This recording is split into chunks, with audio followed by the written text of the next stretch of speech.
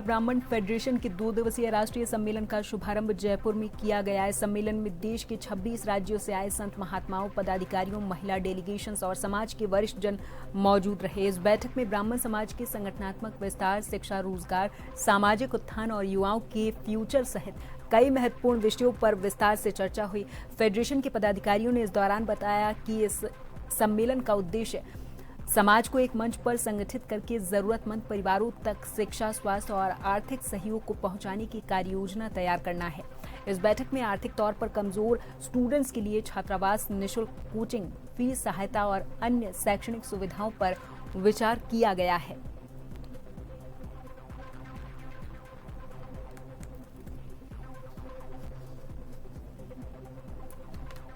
जैसा आपको मैंने कल बताया था, ऑल इंडिया ब्राह्मण फेडरेशन के करीब 26 प्रांतों से प्रतिनिधि आए हुए हैं।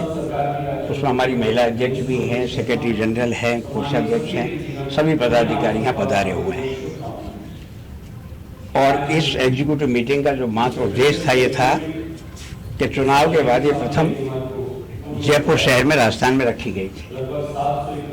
विभिन्न विषयों में चर्चा हुई और जिन मुद्दों पर सहमति बनी, जिन मुद्दों को सबने रखा और मान्य किया, उसमें पहला तो यही था, जैसे मैंने आपसे कल कहा था, यूजीसी के मुद्दे को हम उठाएंगे। दूसरा ये था कि जो कार्यकारिणी के पदाधिकारी हैं, कुछ टेम्परेरी थे, उनको सुनिश्चित किया, उनको परमानेंट करने का काम किया है। आज मेंबरशिप कैसे बढ़ाई जाए उसके विषय में चर्चा हुई।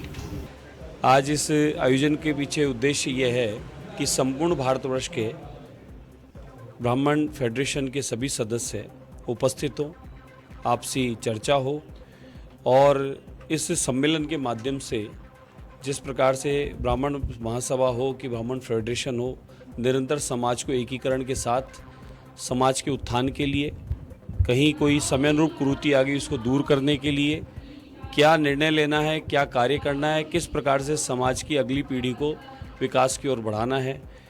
कोई अध्ययन कर रहे हैं बालक बालिकाएं, उनके लिए हॉस्टल से लेकर उनका रहना खाना, निःशुल्क उनको कोचिंग, उनकी फीस इत्यादि की व्यवस्था ज़रूरतमंद बच्चों के लिए करना।